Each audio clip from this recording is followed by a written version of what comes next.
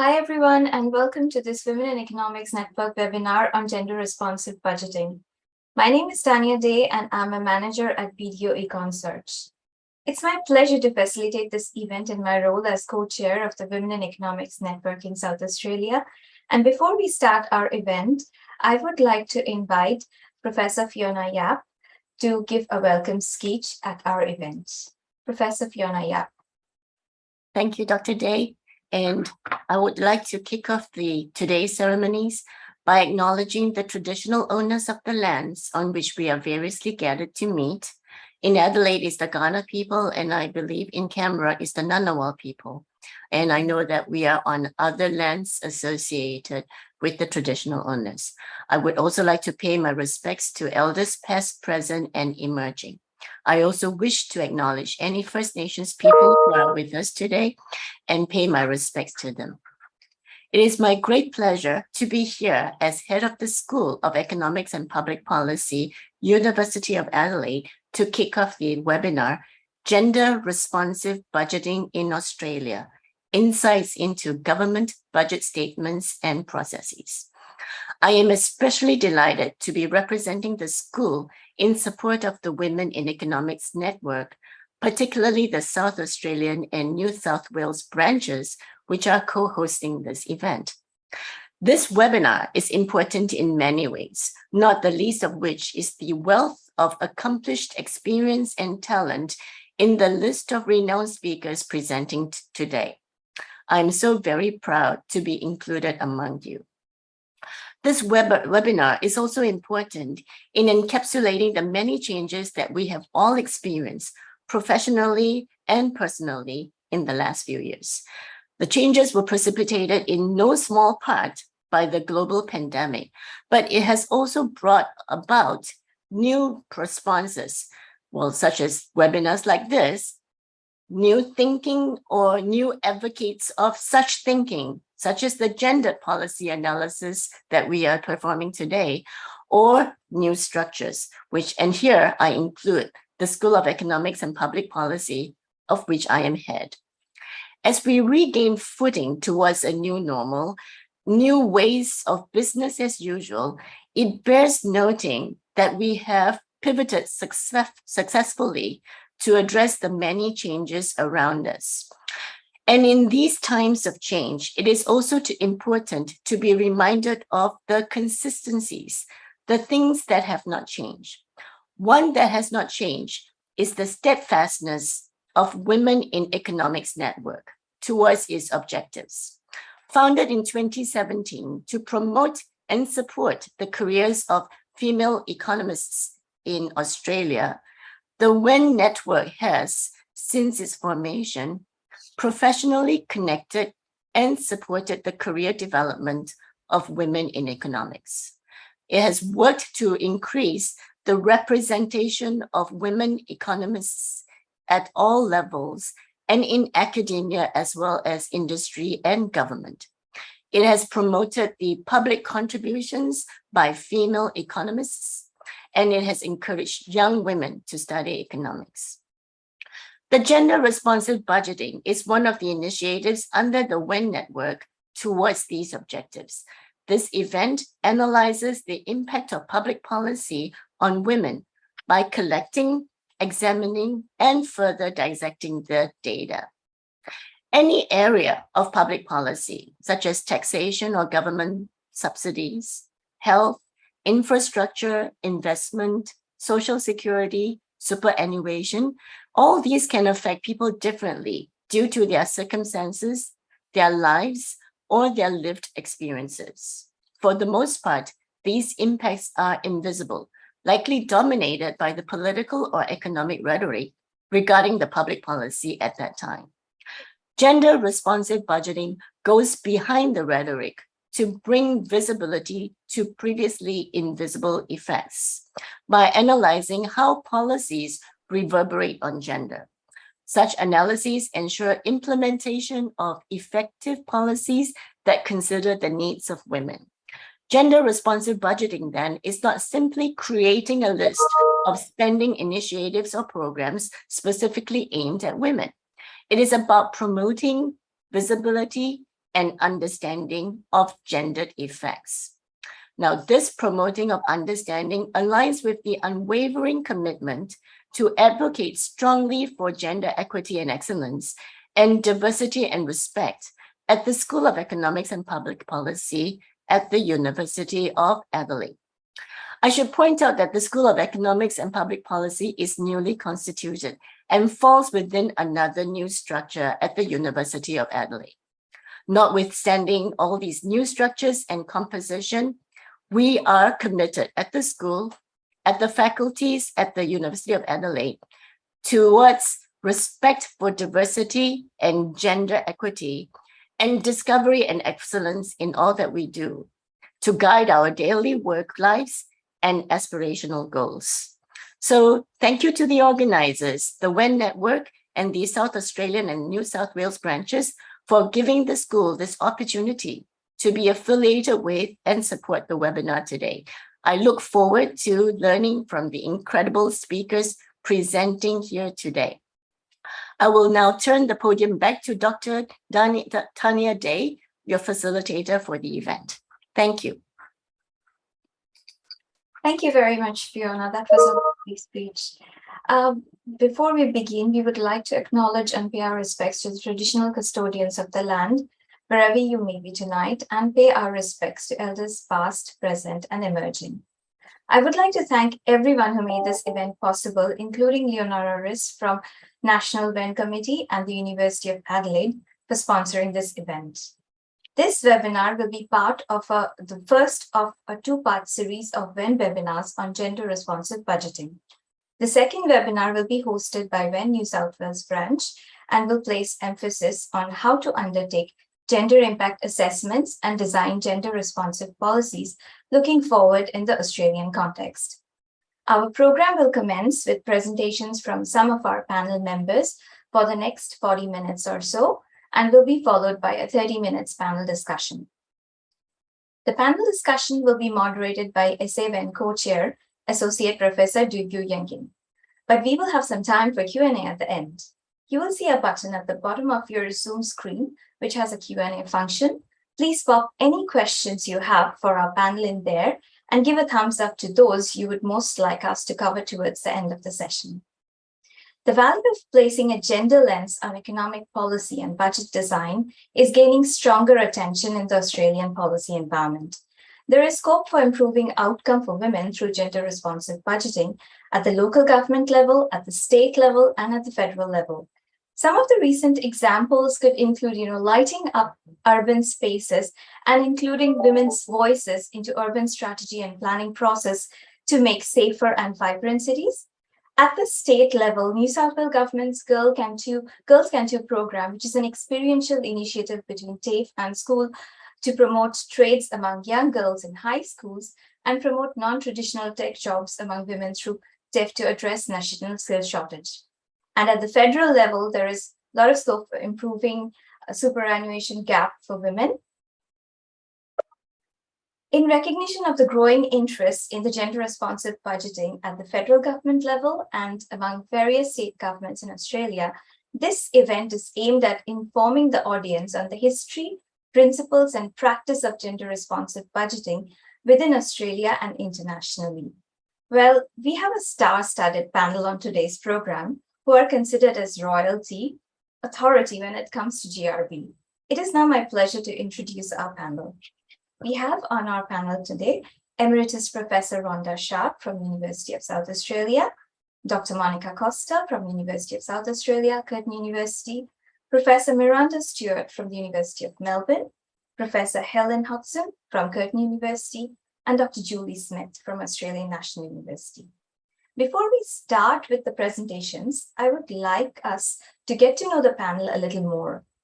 Could each of you please explain your area of expertise, why you focused on gender-responsive budgeting? Rhonda, let's start with you. Oh, thank you very much. I'm Rhonda Sharp. I'm currently Emeritus Professor at the University of South Australia. And my initiation into gender-responsive budgeting began a long time ago in the mid-1980s, which indicates that it has been a feature of the Australian landscape now for nearly 40 years. When I took a secondment to the Office of Women here in South Australia to develop the Australia's first state government level women's budget statement. And I can tell you it was an awakening then about the level of gender unawareness and downright sexism that existed at the time. Since then, I've worked with international agencies such as UN Women, UNDP, governments and NGOs around the world, particularly in the Asia Pacific region, to design and implement gender responsive budgeting. I've collaborated with researchers and activists around the world, which has been a process facilitated by the International Organisation for Feminist Economics and its scholarly journal to develop the theory and the practice of GRB. And I'm very pleased to be part of a renewed conversation now in Australia. Thank you, Rhonda. Over to you, Monica. Hi, good morning, everyone. I had a bit of a trouble getting in. I'm Monica Costa, and I'm a adjunct research fellow at Curtin University. And I've been involved in gender responsive budgeting for a little while, primarily as or initially with Timor-Leste's initial engagement with gender responsive budgeting. And that started a sort of a relationship that I haven't been able to kick off of me. So I've been very passionate about gender responsive budgeting, and I'll be talking to you about the women's budget statements in a little while. Thank you. Thanks, Monica. Miranda? Yes, hi everyone. My name's Miranda Stewart. I don't have two personas. It's me and Monica Costa over there as one of our other speakers. I'm a professor of law at the University of Melbourne and also associated with the Australian National University Crawford School of Public Policy. I do tax law and public finance. So I came at gender budgeting from two perspectives. One was the way that tax and welfare systems operate, and the fact that although those systems are often gender blind, that is, the laws are neutral, the way they interact produces unequal outcomes. And the other is as someone who writes and researches about budgeting and budget processes and how we should think about taxing and expenditure in government. And so to think about how we might achieve gender equality goals for kind of the well-being of society as a whole through the budget process. And that led me into researching on gender budgeting processes as well. Thank you. Thank you, Miranda. Helen? Good morning, everybody. Well, it's morning for me because I'm at Curtin University, and I'd like to acknowledge the Whadjuk people of the Noongar Nation, on whose land I am speaking to the rest of the country. And this is one of those areas where I think we have to acknowledge, as Fiona did at the start, that we are meeting on lands, Indigenous lands from right round the country, and these lands were never ceded. So my area of expertise, similar to Miranda, is in the area of tax and welfare systems, but I've also done a lot of research into superannuation.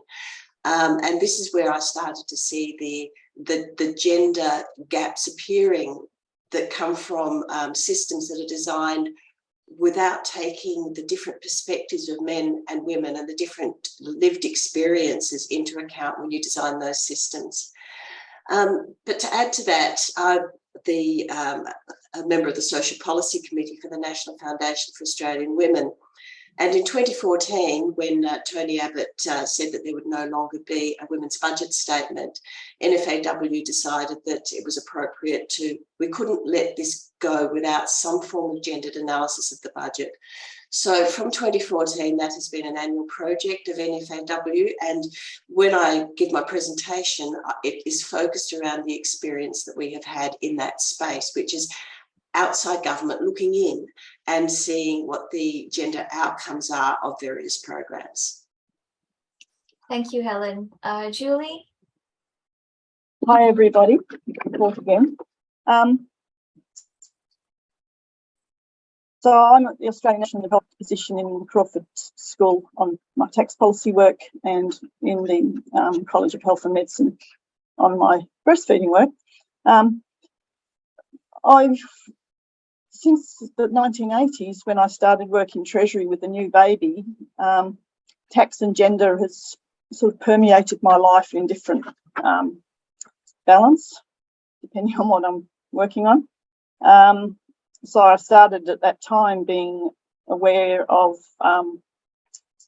the tax issues for women with the Women's Tax Summit at that time, which was organised after women were left out of the National Tax Summit that Paul Keating organised. I spent a bit of time in the New Zealand Treasury, where I came across the amazing Marilyn Waring. And at that time, I was invited to speak and analyse the effects of GST on women. And I came back to Australia and immediately got hooked into analysing the superannuation scheme, which, as Helen just mentioned, took zero consideration of the different situation of women in their lives. I did a PhD in tax policy history and then followed that up. As soon as I handed it in, I basically was working on the economic aspects of breastfeeding through an ARC fellowship, which seems like a big jump, but I was actually working on it at the same time as I was working on my PhD. And for me, gender responsive budgeting brings together these tax and breastfeeding agendas. I was, during that period of my fellowship, I've especially been engaged with organisations advocating evidence-based policy to be implemented.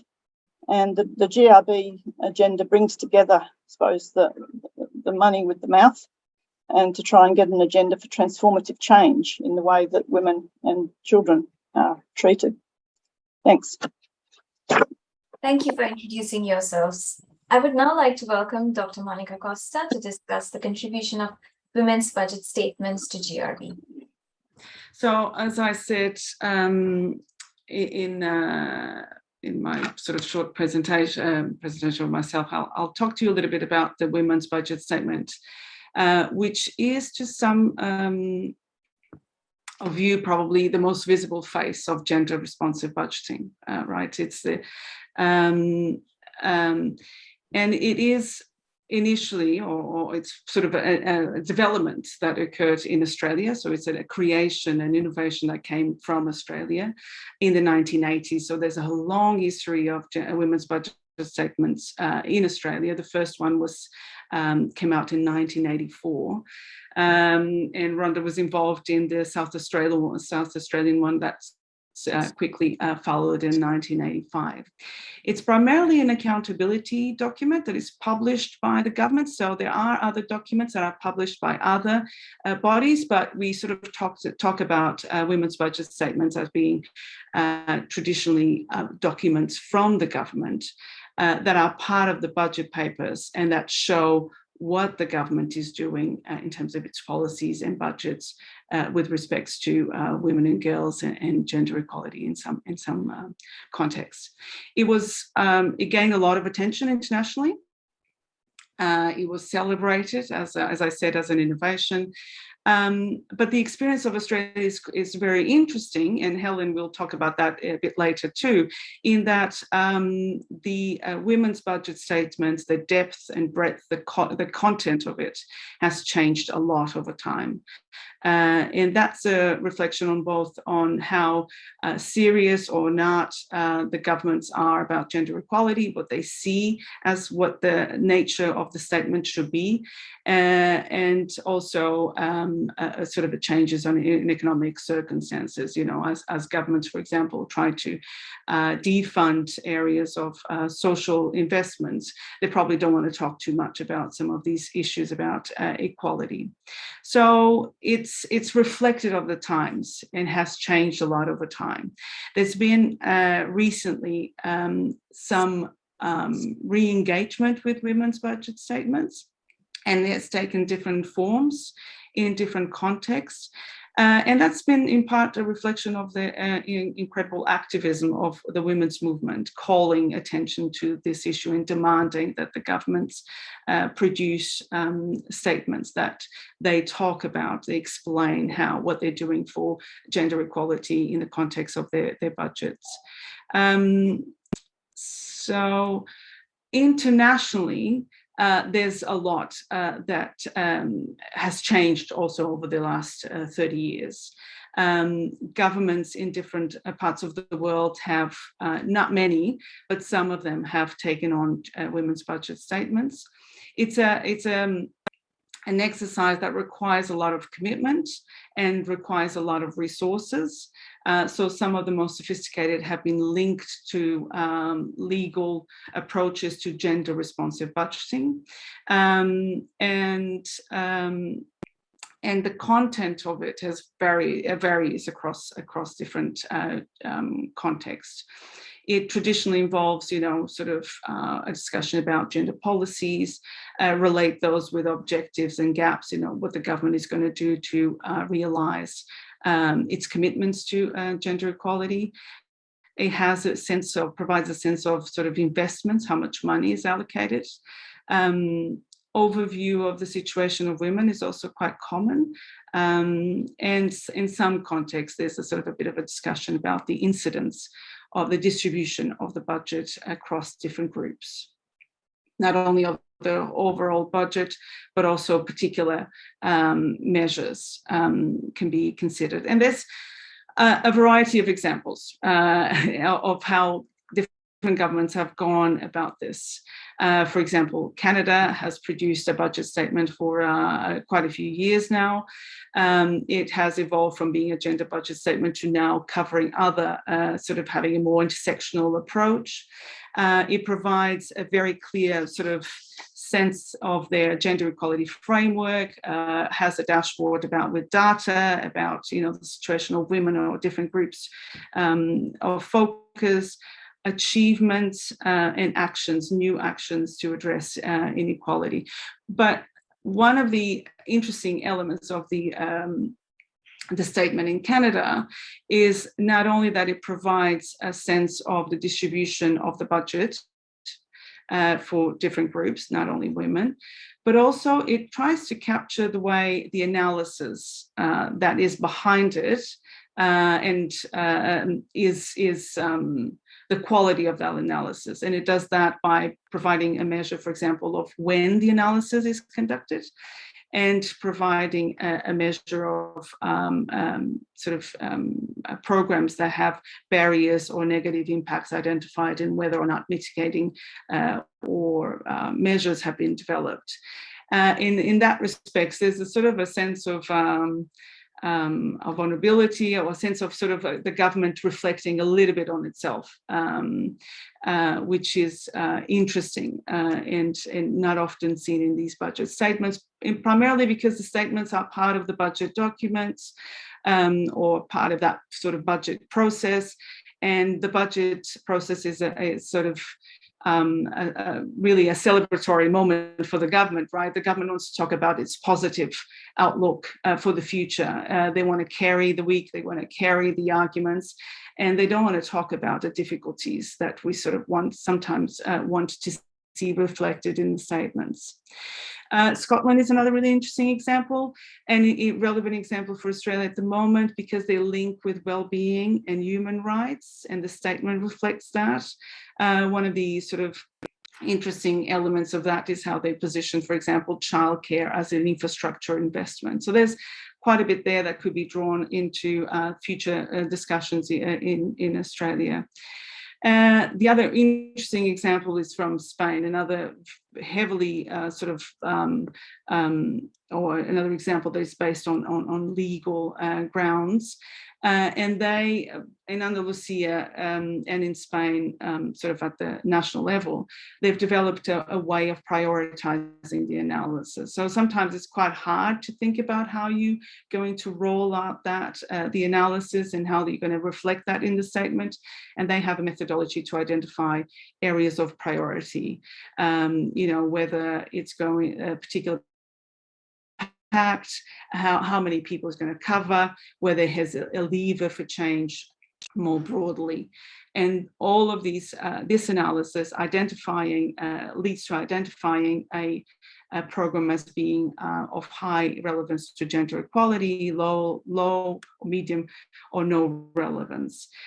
The interesting bit about this is that it provides a sense of change over time. More and more programs are being identified of high priority as officials become more and more aware of how the importance of gender equality, but also that there's a link between identifying it as a priority or a relevance, highly relevant to gender equality, and unleashing or sort of releasing some resources.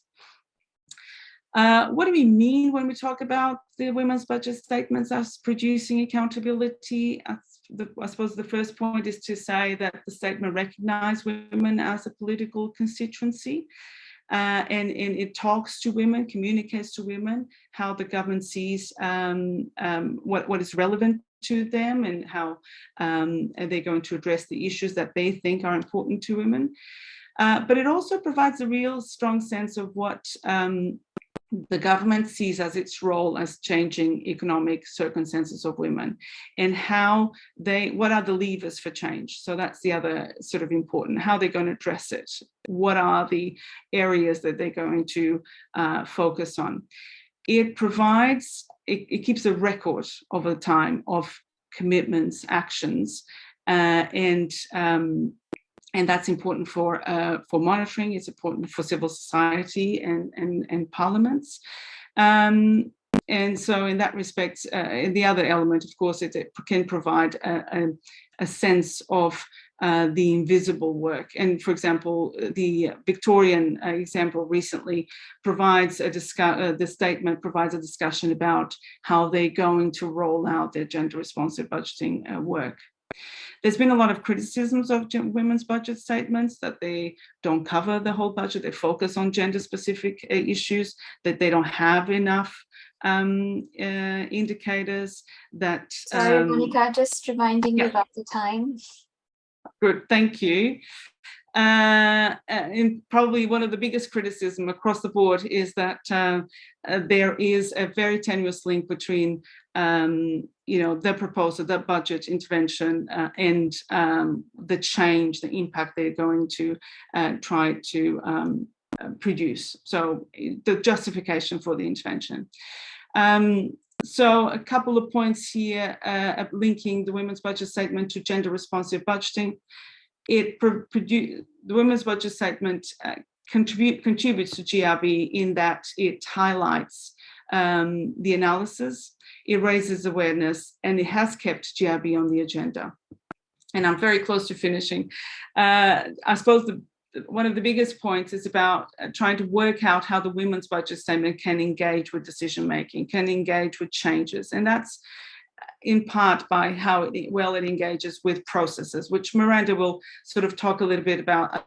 And in part, there's a couple of points that I'll make very briefly. One is the women's budget statement often is seen as sort of a moment in time, but it can be related with other elements of the budget cycle, with other steps in the budget cycle, with the impact assessments, with the budget call circular, with MAIFO. So there's creative ways of thinking about these interactions and bring it all a bit better together. Another important point here is how the statement links with broader discussions about economic policy. For example, current discussions about well-being can inform the budget statement and reinforce both the statement and also the way decisions are made. And this is something that's been sort of not only in Scotland experimented, but also the ACT is trying to grapple with that. And the last point around also the coordinating engagement of different elements of the government, the policy, the planning, the budgeting elements, and the statement can be more engaged with that. But ultimately, the quality of the statement is depends on how well the analysis is woven and how the quality of the analysis, the quality of the data is put together, and how well it engages with the budget processes themselves. So it can't be seen as detached as the broader engagement with GRB. And I'll stop to that. And thank you. Thank you, Monica. That was a very good overview. I would now like to welcome Professor Miranda Stewart to discuss the internal processes of GRB in government and how GRB can be developed internally to embed a GRB process, engaging Office for Women, Department of Finance, Department of Treasury, and all line departments and service agencies. Monica, over to you. Miranda, I think you mean. Yes, hi everyone. I will just share my screen now as well. I do see there's some interesting questions starting to come through in the Q&A that I think are well worth responding to. So thanks for those. Good political question. So look, I don't necessarily have the answer to how to embed gender budgeting in government, but I've been thinking quite hard about this, especially as we now have a government that has committed not only to publishing a women's budget statement, which was reinstated 2 years ago in response to substantial political activism, but actually to do some sort of gender lens. And at the same time, we have a government that has now said it is planning to do well-being budgeting in some way. And so there are some quite interesting questions about the interaction between these things. So my presentation is focused on some aspects of this question. These are, this is just sort of showing where these gender budgeting statements are starting to appear. In the federal government system, of course, in the Victorian budget process, and in other states as well. But these statements are kind of the tip of the iceberg, or should be, if you like, where we get this accountability and public statement process that Monica discussed. So I've identified 8 elements that I think are actually required for gender plus sort of, if you like, evidence-based budgeting. And in response actually to one of the questions in the Q&A, how do we include a non-binary or rainbow or take account of sexuality aspects? So there are a number of approaches that would take account of what you could think of as intersectionality, right? That gender is linked into whether you're rural or urban, what your sexuality is, whether you're low or high income, whether you have different ethnicities and religions, and so that these things can be intersected. So the Canadians call it GBA plus, and they do that intersecting work. So we need to establish what is the gender equality goal, the macroeconomic, what is the government trying to achieve? Gender equality would be it, right? You have to emphasize the equality goal. It's not just about somehow identifying different effects and not pursuing reinforcing or a remedial policy. You need some sort of legal and policy framework, departmental responsibility, lines of authority, and of course resourcing, data and methods for the analysis and the costing, some idea of what the outputs are, so some identification of targets or indicators that can be reported and tracked over time through this sort of ongoing process of timelines, that public budget reporting and statements and result and program outcome reports, and then evaluation and audit and overview of the process. So this kind of links the gender equality aspect into a budget framework more generally. So I'm just going to highlight a few aspects of these different elements, certainly not responding to all of them. So of course, you do need political commitment and leadership. So like all budgeting, it's both a technical process, reporting numbers, reporting what departments do, having continuity over time so that changes can be identified in a good budget process. But it's a political process, absolutely. And so we need that political commitment and leadership at the state level, at the federal level, and probably in Australia, we need a federal state. We need a national equality strategy, which links into these budgeting processes. There's an interesting question whether we need to legislate gender budgeting. It's quite possible that legislation is both neither necessary nor sufficient, or maybe it's necessary and it's not sufficient to achieve it. Canada did legislate a very high level kind of principled act with just a few sections. The recent Victorian parliamentary inquiry did recommend a high level legislative commitment to gender responsive budgeting, which is not currently in the Victorian Act, although we have the Equality Act now in Victoria. Okay, so with that idea of what is the political and legal commitment and framework that requires or pushes the gender budget analysis, this is a kind of a summary diagram of our budget cycle. Budget cycles in most countries have some common features, although every country would have slight differences in the way that it interacts with the actors and so on. So, we have a budget formulation process, approval, execution, expenditure, internal audit, accounting in that budget, external publicity and audit, and policy making. You have this essentially annual cycle.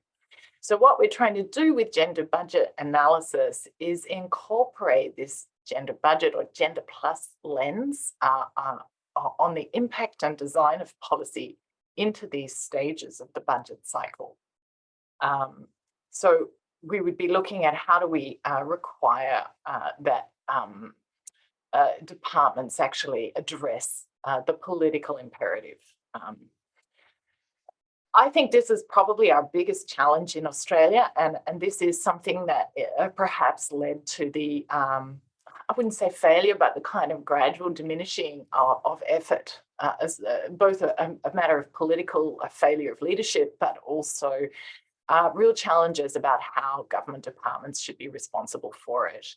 So the Office for Women is obviously well positioned in the Department of Prime Minister and Cabinet. If you have strong leadership in support of the process, then PMC should be able to drive change across other departments and line agencies. But of course, the Treasury is actually responsible for the budget itself, and the Department of Finance is responsible for all accountability for expenditures.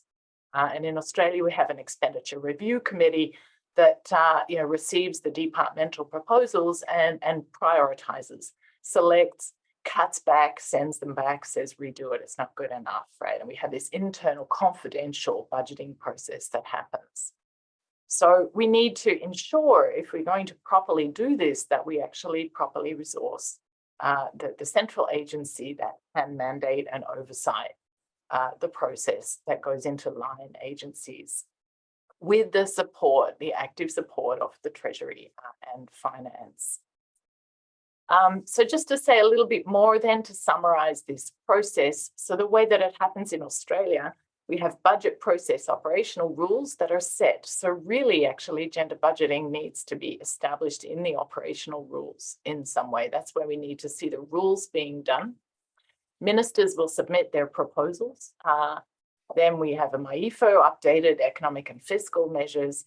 Budget priorities are set. So ministers draft proposals and budget priorities. We need to embed the gender equality goals, for example, in employment, in industry policy, in TAFE policy, into this area. There's been a lot of attention on jobs and skills lately, all this stuff about apprenticeships. There is not an adequate gender equality discussion happening about all those aspects. So these things need to be put in here. These are highly gendered labour markets we're talking about. Then we have the portfolio budget submissions from departments that then provide, and they get feedback. So if we had a gender equality mandated targets or goals here, then we could get that feedback coming from Finance, Treasury and PMC back into the line agencies. Central agency would then finally review the submissions, and the Expenditure Review Committee reviews and then prioritizes and recommends what is to be proceeded with. Again, here we need to have a gender element embedded in that process if it's really going to work. Finally, we end up in cabinet and then that public budget document. So it's what's called the portfolio submission process, this departmental or agency process. And this is where, to make it a properly gender responsive budget, we do need to be keeping an eye on the impacts of budget policies on gender equality from existing programs, new spending proposals, or proposed cuts to expenditure or raising taxes, right? And the impacts of these things. Of course, that requires sex disaggregated data. So I know I'm coming up to time and we can go into more detail in response to questions. So just a few elements about the ways that we could do this. We could require that gender be addressed and is an important criterion. We could require that ministries that should allocate funds priorities to the programs that will impact on gender equality. Mandate that they specify some minimum number of indicators with a positive gender impact, and require that they collect data that is sex disaggregated. And we want to be thinking both about new policy and about existing large programs and policy. So just a couple of examples here. Canada, you have this example of looking at the new policies, a report on the impacts of all new budget measures, and in the Victorian Parliamentary recommendation, recommendation that the Treasury should be required to review existing expenditure and tax measures. So I'm really at the end here. And then we're going to need some form of tracking or identification as to whether we're hitting our targets or goals, and then go back and review and try again. That evaluation could be internal within departments and should also be external in the Parliament, the PBO, possibly external civil society organisations as well. So this is our cycle, and I'm going to finish on this slide, but just to sort of highlight, we want to see gender equality goals appearing, at these stages, policy target and indicator. Then we have this budget statement, and then what we want to see is evaluation, outcomes, and reporting and review. So I'll stop there, Tanya, and can go into more detail if people would like to ask questions. Thank you very much, Miranda.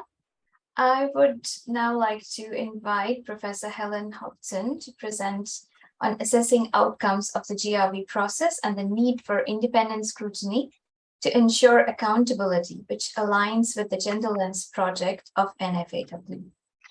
Thank you very much. I'll share my screen. Okay, so thank you very much for including me in this presentation. As I indicated earlier, most of what I know about gender responsive budgeting has been learned through the actions of actually responding to the lack of a gender budget since 2014. And although I am currently the chair of the Social Policy Committee, I'd like to stress that this is a collective exercise, and we have some extremely competent people who understand very thoroughly the way that budgets are designed within government departments, some of whom are retired public servants, and they have actually guided a lot of the work that we do. So basically, Miranda has talked a lot about how you do the internal government processes. We sort of look at it in terms of what are the gender responsive budget inputs and what are their outputs. So the first thing you need for inputs is data, and that's where we need to look at intersectional data and desegregated data. And there are some serious issues around how you actually get to this if you're not collecting it appropriately in the first place. I was recently at the launch of the West Australian Government's gender scorecard, and I hasten to say it is a scorecard. It is by no means a gender budget. And most of the questions that came forward were in respect of how you could measure this intersectionality, because this data just isn't there to collect it at the moment. Then the other settings include the policy settings. And of course, all of this happens within government, because although we can make suggestions, we have input through the through the early stages of the budget process and through pre-budget submissions, it is ultimately the government that decides what its priorities are. And that means that what you need within government is this whole of government approach. And this, as Miranda has said, you need specialised knowledge and you need capacity building within departments in order to meet this, so that you know that whoever is working on employment programs is going to understand that there might be some consequences of the way they are designing a program that could have gendered outcomes. Whether it's built into the program or not, the gendered outcomes are still there. So the other side of the equation are the outputs. And you've got your programs, and there are two ways that you can look at programs. The first one is where you've got specific areas of concern, and so you develop a program to address that. And there is quite a lot of stuff that's done proactively in this space. I know that currently the government is leading a project to collect information about programs addressing women's economic well-being around the whole country.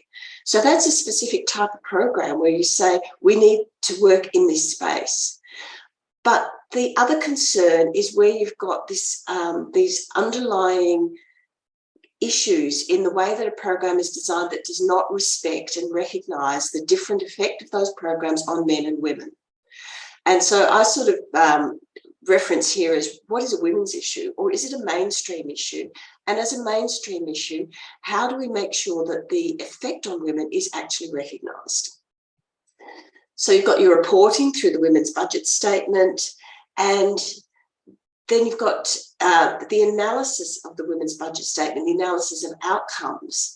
That's an issue that we strongly believe should be at arm's length to the departments that are developing these programs. So once again, you need access to data to identify how well these programs are working. And this is where I think a lot of work needs to be done going forward. So Monica's given a bit of a background to gender budgeting in Australia. So in 1984, it was part of the Accord. And what we need to look at here is the underpinnings that were done internally within departments to make sure it worked properly. So the Office for Women actually placed a women's policy officer in each department. And so they were involved in the whole policy design going forward, not just saying, here's a women's program, what will the consequences be? But they were integral to the way that programs were designed. I once spent a day in the library actually looking at all of the budget papers going back, women's budget statements going back as far as I could find them. And it is quite fascinating to see the way that they changed over time. So these early years were very detailed. They were quite clearly budget statements. You had to cross-reference them back into the main budget programs, but they actually had all of the costings, they had all of the analysis as a part of that. From about 96 down to 2013, it evolved more into a ministerial statement or an identification of the programs that we have run and how wonderful these programs have been. I have heard these referred to rather disparagingly as announceables. So can we give something to the minister that can actually show what a good program this is? And there is a place for that. But having said that, it doesn't deal with the underpinning mainstream issues that recognise the difference between men and women's economic situations. Concurrently, during this time, the Office for Women was moved around. It spent some time in FAXIA. It's back under Prime Minister and Cabinet now. But the women's policy officers were consulted on the effects of programs rather than the design of programs. And Marion Sawyer wrote a very good paper on this, a book chapter, I think it is, and it was published in 1999. And my last slide does actually have some of those references there. Then in 2014, Tony Abbott decided it was no longer necessary. So that's when NFAW stepped in. In 2020-21, which of course was the year of the uprising, the year that women collectively said we need to look at this more closely, then they reintroduced it. Again, though, the focus is on programs. The focus isn't on the underlying economic circumstances and the way that mainstream programs affect women differently. It is on specific programs. And in the first year, I sort of understand that because there's a whole skilling up process that needs to happen. What I'm hoping is that going forward, we will get a much more comprehensive form of women's budget papers. So what we do is post hoc analysis. We go in and we look at what's in the budget papers and what is available to us. Now, as I said, we have some members on our committee who are very, very good at knowing where to go to get the data and the information to be able to understand why programs have been designed the way they have. And so we go in and we look at each department, we look at the programs, we look at what's been reported, and then we do an analysis of whether we think it's going to have the effect that the government is hoping that it will have. So Sharp and Broomhill divided it into the 3 steps. You also have to review internal equal opportunity programs, and you also have to examine the mainstream policies for gender effects. And that's probably the aspect that we think is not being done adequately at the moment. So different models of how you do this post hoc analysis internally, and there are some challenges to that. And the first one is the capture. What can the minister, I've left a word out of the slide, what can the minister announce this year or this month or this week? What can they do to show that they are actually listening to people, to women, and developing programs to assist them? So this can skew the work effort towards certain things. And then you have a focus on success stories. So this becomes a PR exercise. Whereas what you really need is cross-agency support on initiatives that's coordinated at a high level. So what you have is Treasury working with the Office for Women, working with employment to actually understand the consequences of mainstream programs. What we do externally as civil society, we do a line-by-line review of the budget as it is presented. And here we don't focus on the women's budget, we focus on the main budget papers. And then we go back and see what's being said in the women's budget papers when those papers exist.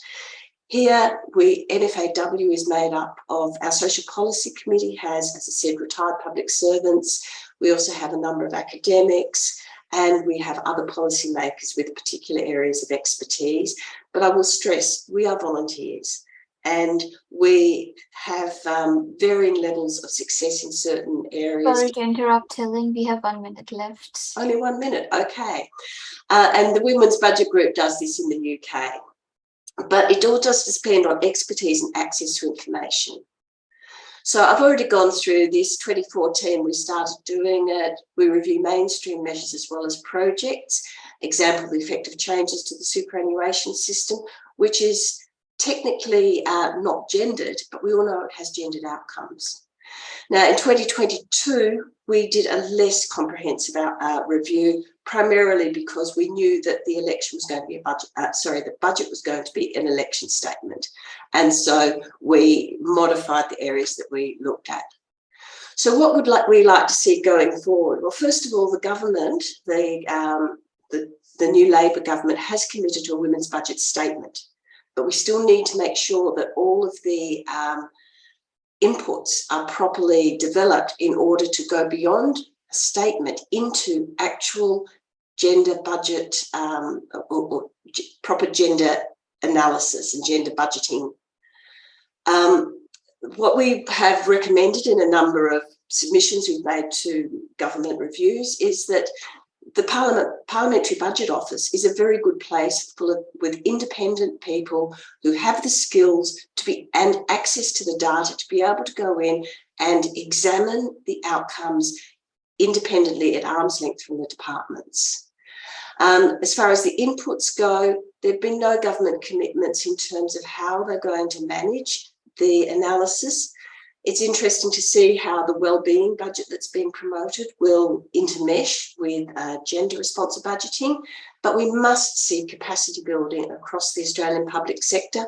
And without that, we're not going to see any ongoing long-term effects on gender responsive budgeting. And the last slide was a few references. If anybody needs those, feel free to ask me separately and I'll send them through. Thank you. Thank you, Helen. I now welcome Dr. Julie Smith to present on the value of gender responsive budgeting for analysis, capacity building, and policy accountability, using the example of 2017 to 2022 gender responsive budgeting for breastfeeding project at the ANU. Over to you, Julie.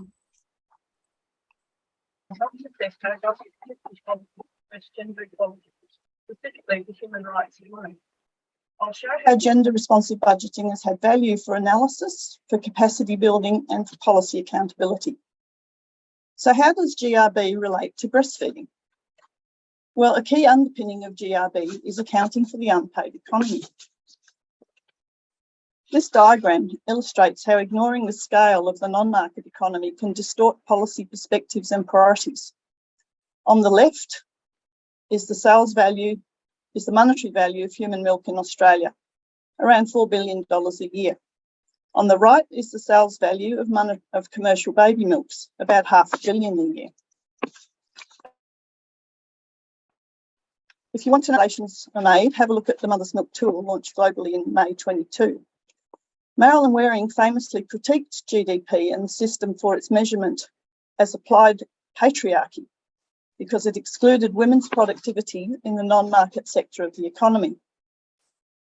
Marilyn gave the opening remarks at the launch, which you can watch online at the ANU webpage. So breastfeeding is being represented as extreme care. It can be considered archetypal of how women's unique biology for birth and breastfeeding and the demands of it interact with social norms and with structural drivers of behaviour to entrench gender inequality. For example, the physical demands of birth, lactation and breastfeeding interact with the labour market environment and unsupportive labour market institutions to entrench gendered roles in child raising and household work at women's expense. The important structures and institutions which prevent many women and children from breastfeeding successfully are increasingly documented by public health research.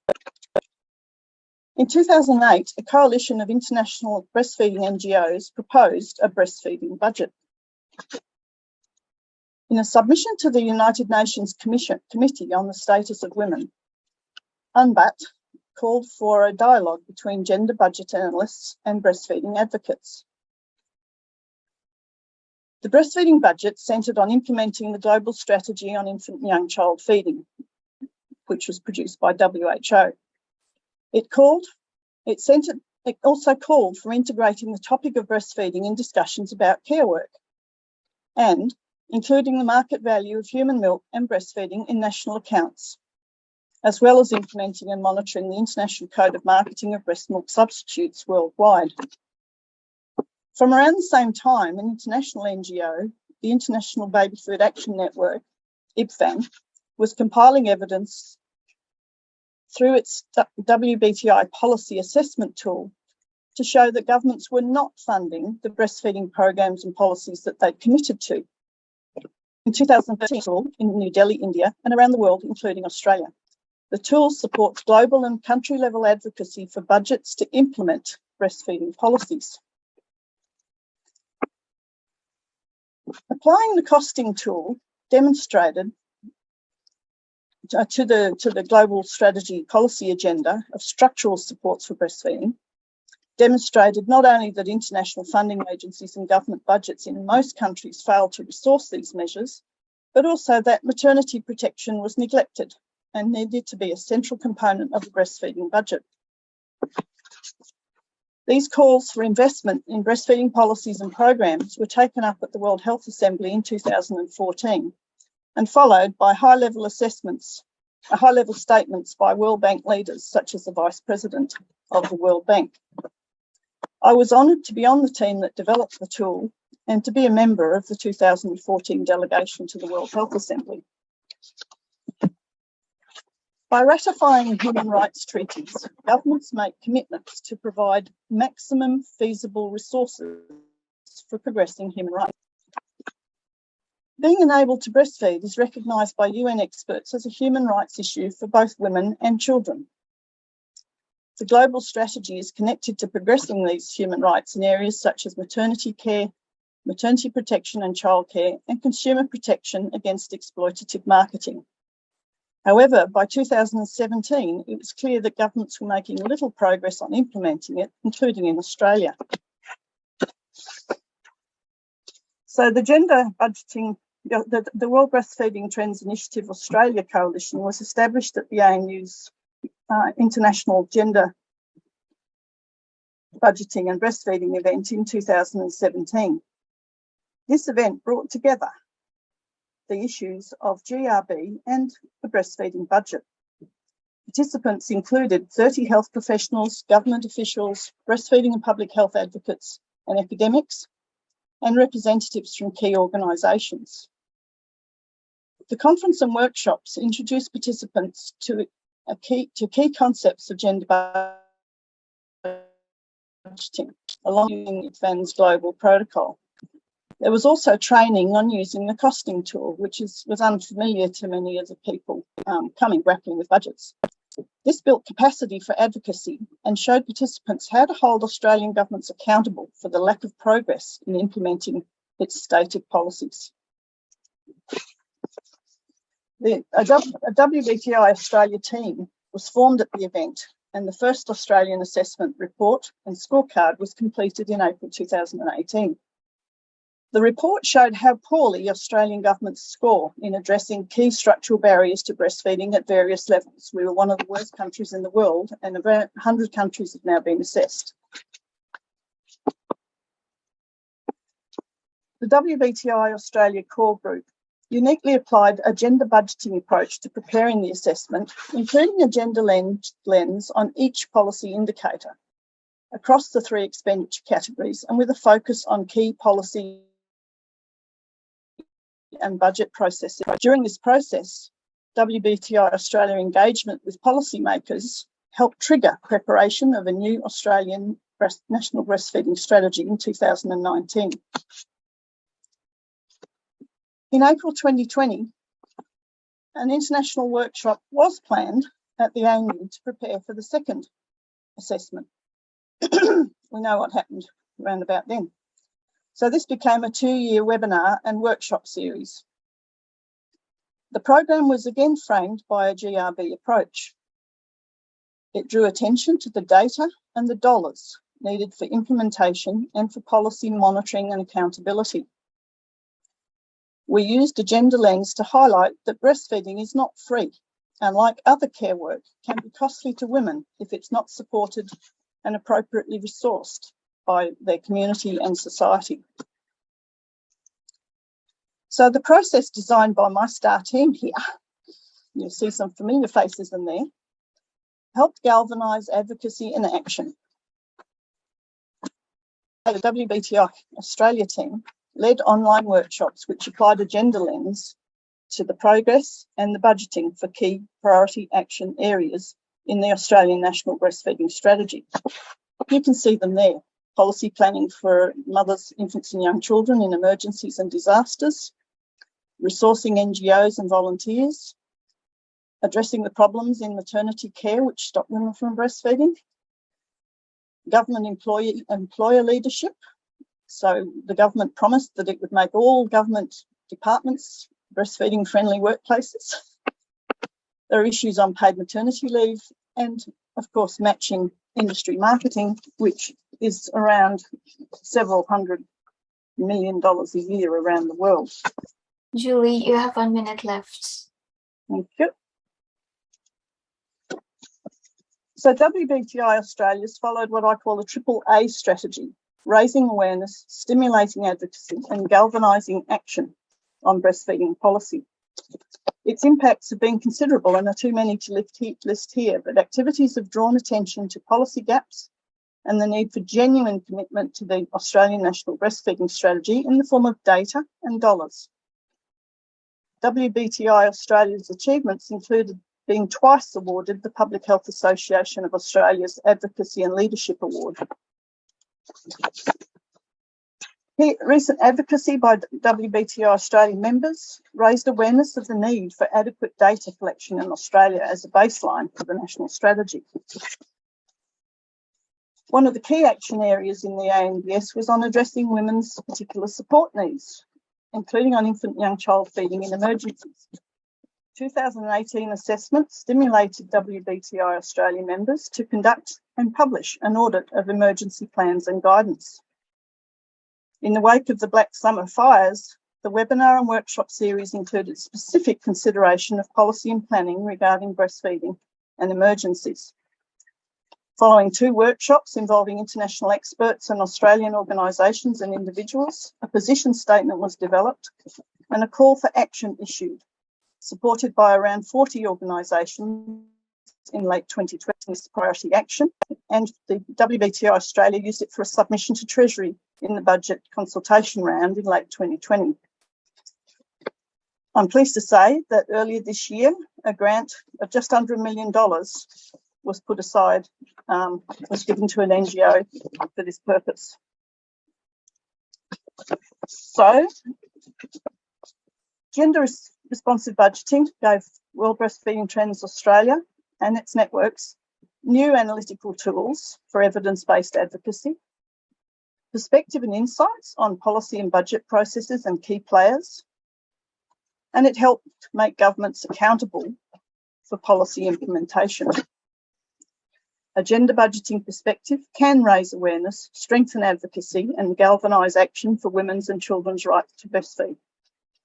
The Gender Responsive Budgeting for Breastfeeding project, now 5 years old, and the achievements of the WBTI Australia team have shown the value of gender responsive budgeting for analysis, capacity building, and policy accountability. The WBTI strategies and activities.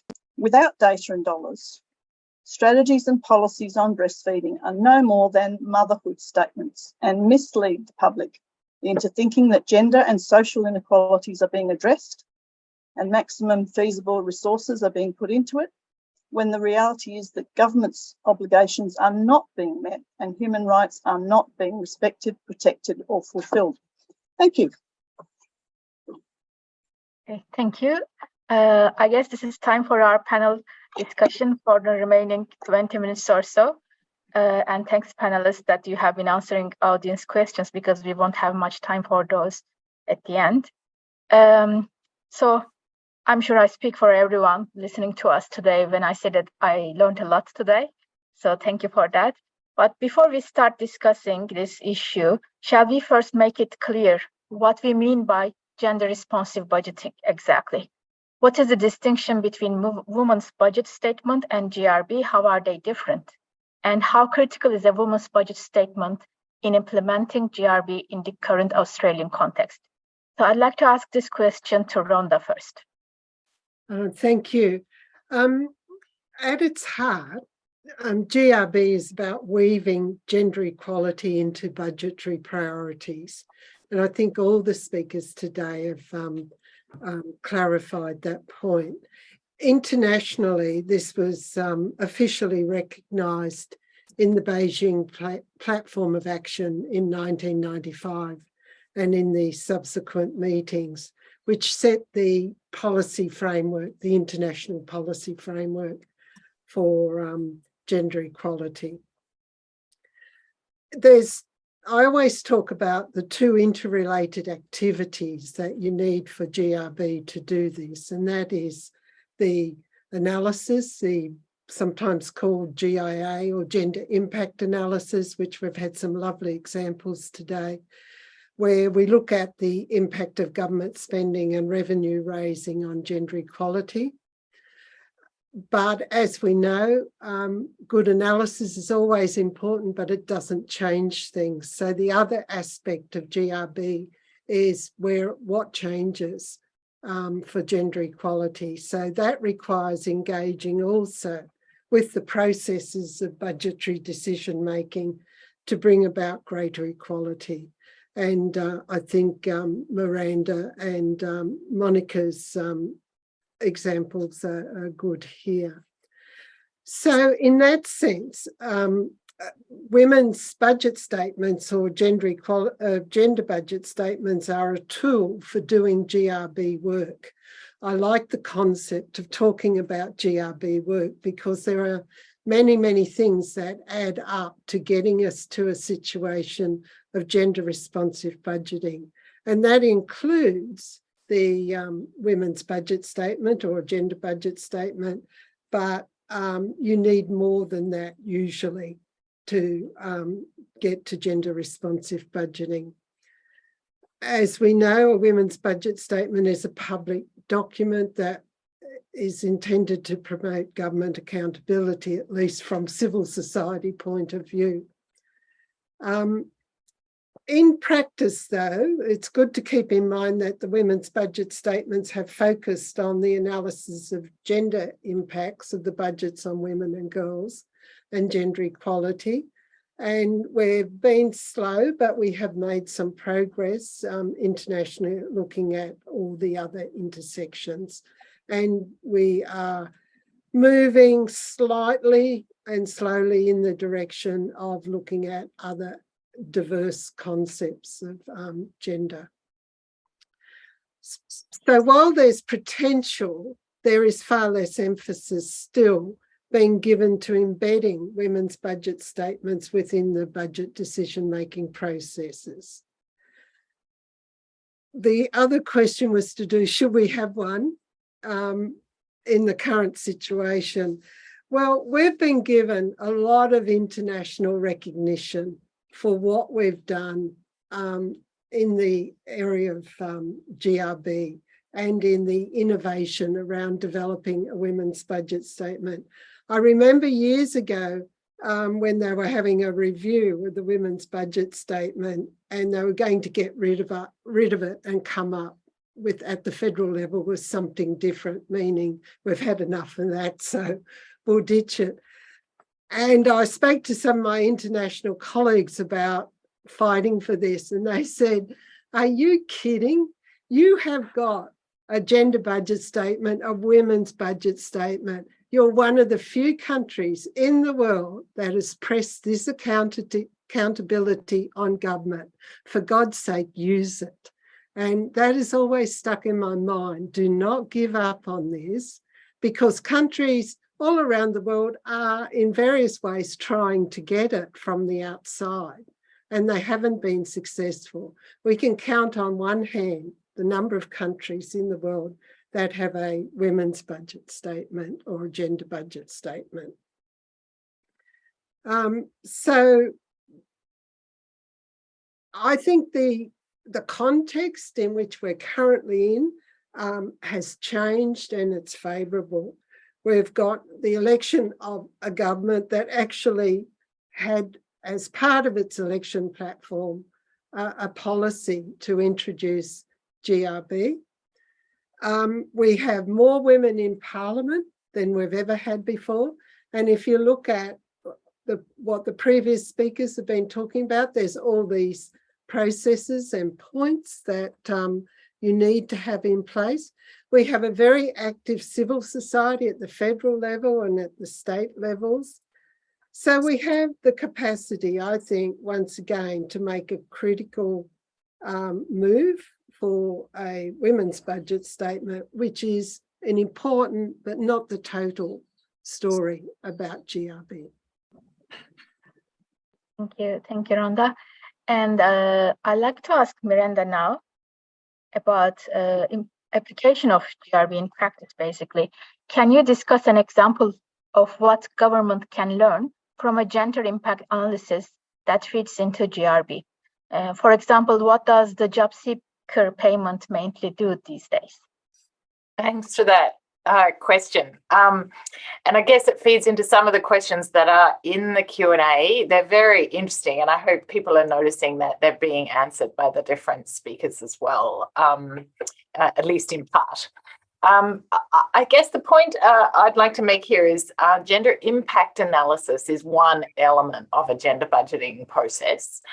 And it's really important, obviously, to understand the effect of policy and then to design appropriate policy, always with that gender equality goal in mind, with gender plus equality goal. There is increasingly good analysis being done inside government, for example, by the Treasury or by the Parliamentary Budget Office, when they look at particular spending programs that the government has. The Treasury did a pretty good report on retirement incomes, where they looked at quite a lot of sex disaggregated data. And the Parliamentary Budget Office, which occasionally does reports on big spending programs and big tax programs and their sustainability over time, did a report on the job seeker payment, which is, our main unemployment payment, of course, which they released in 2020, and they used the gender disaggregated data. And we learn a great deal. So people think job seeker, well, it's really an unemployment payment, but actually the population of Australia who benefits or relies on job seeker now is very different from the population who relied on it even 20 years ago. So in the 1990s, for example, 2 in 5 recipients of job seeker were young men. More than half or nearly half of the recipients were men under the age of 35. That has been trending down. Now we have more than half recipients are older, right, for a start, but also many more women than previously are now relying on job seeker. This is a result of changes to social security policy, right, where sole parents, once their children hit a certain age, now are put onto essentially a below poverty level payment, the job seeker payment, plus some payments for the children. And older people, before they are eligible for the age pension, or if they are not eligible for disability support, they are now relying on job seeker, in particular older women. And so what we have is a payment that people tend to think, oh, this is just people who couldn't get a job. Actually, this payment is performing really important income support for many women in the economy, young and old.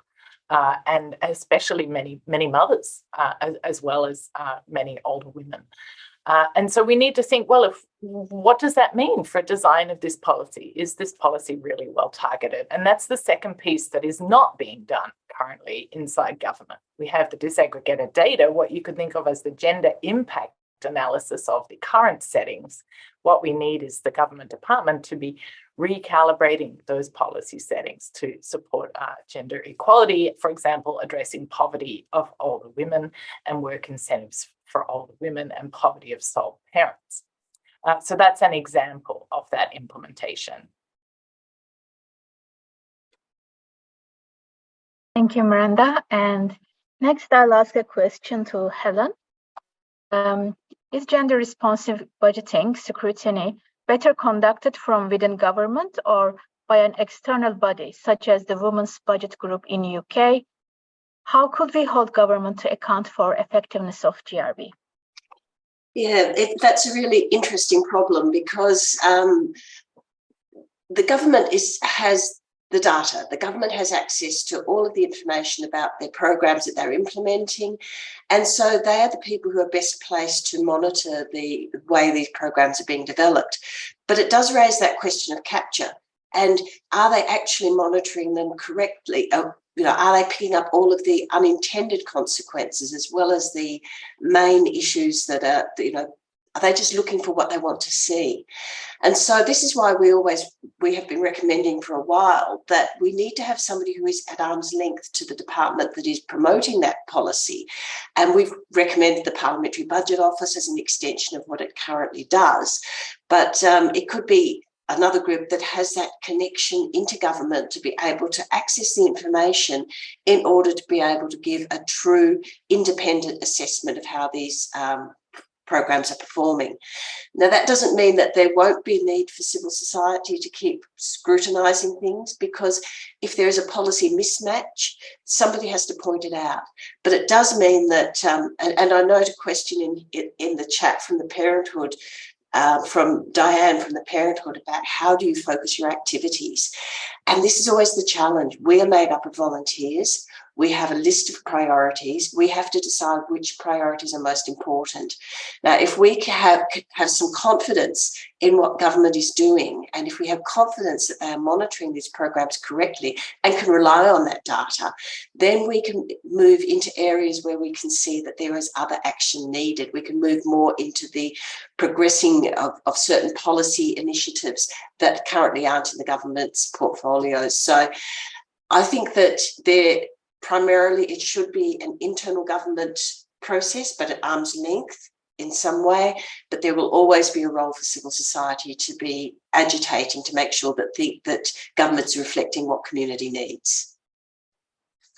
Thank you, Helen. Julie, would you like to answer our audience question? Did you want to answer it live?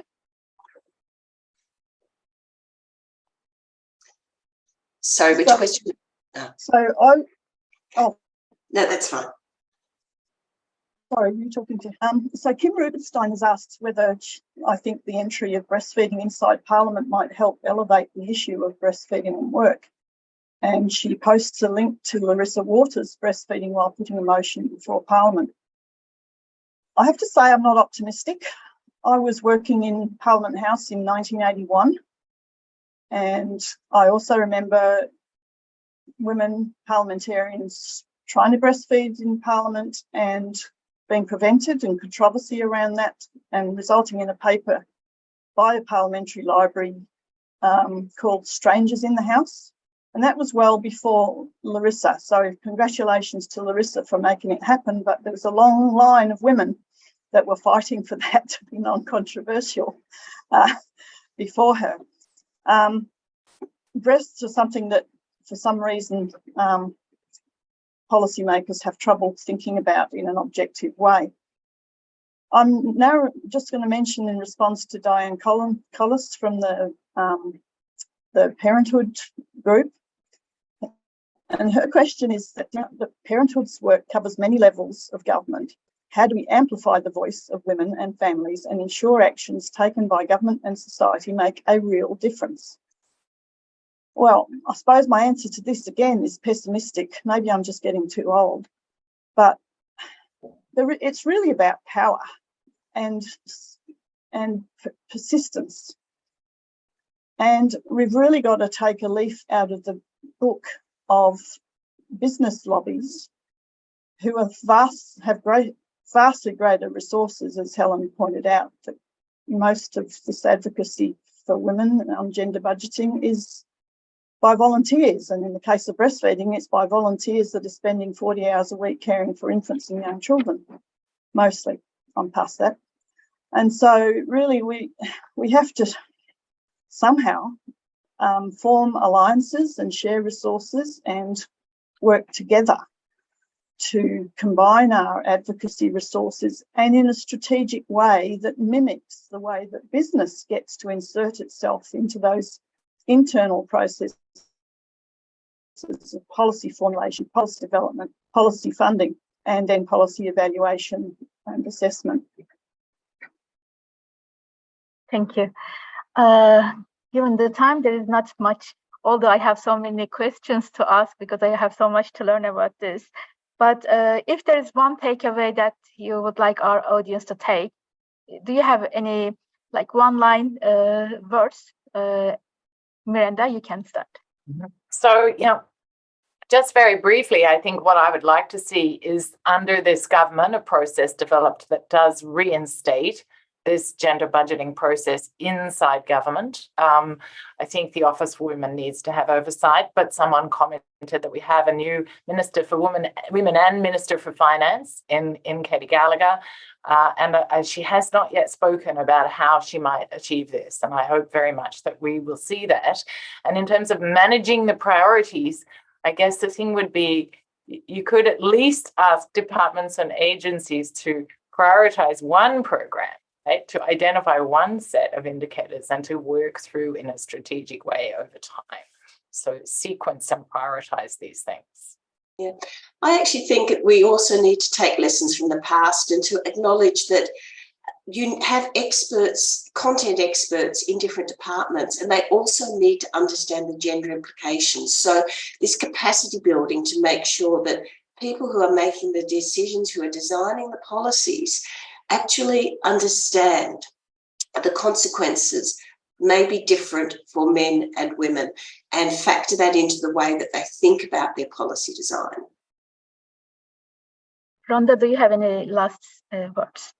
I can't put it quickly, but I'll just say we need to be careful to distinguish between change and transformational change that leads to greater gender equality. And transformational change does require quite different strategies and different conceptual frameworks. It's very easy to get hooked into framing things that might look good in the budget papers. It might be sold well in terms of an economic strategy, but it may not solve the problem of gender equality. One of the things I'm currently very wary about, and I do this as well, the economic arguments for lots of activities. You can say if you focus more on the care economy, you'll get more women's workforce participation, greater GDP, more revenue and that. And if you've got really high women's workforce participation, you'll also have consequences. So you have to have policies that back up who's going to do the caring in society. How do you have a more equal caring society? Great words to end our presentations today. To close the event, I'll give the microphone back to Tanya. Thanks, Diego. Rhonda, Monica, Miranda, Helen, and Julie, thank you for taking the time to share your insights today. We will be posting some small gifts into the mail for you. One of them is our When reusable coffee cups. We hope you enjoy it. The Women in Economics Network and Economic Society both have a very full calendar of online events, all of which are free for members, and many are free or low cost for the general public as well. If you go to esacentral.org.au, you can see the full list of upcoming events and register. Part of our role is to open up these conversations to economists and non-economists alike, and welcome anyone who's interested to join our events. You definitely don't need to be an economist. If you're on social media, you can join our WEN groups on Facebook, Twitter, and LinkedIn, where you'll find news articles, latest research, job opportunities, and upcoming events. We thank you for supporting WEN and hope that you'll be able to continue your membership or join up if you can. This enables us to keep bringing these activities to you and advocating for a high representation of women in economics in Australia. Please remember to register for the second webinar in this series hosted by WEN New South Wales branch, which will place emphasis on how to undertake gender impact assessments and design gender-responsive policies looking forward in the Australian context. This event will be held on 8th of September at 1 p.m. The details of this event will be released shortly. Thank you for joining us today. Stay healthy and stay safe. Thanks very much for having us. Yeah, thank you for your organisation. And thank you for the invitation. Yeah, thank you all.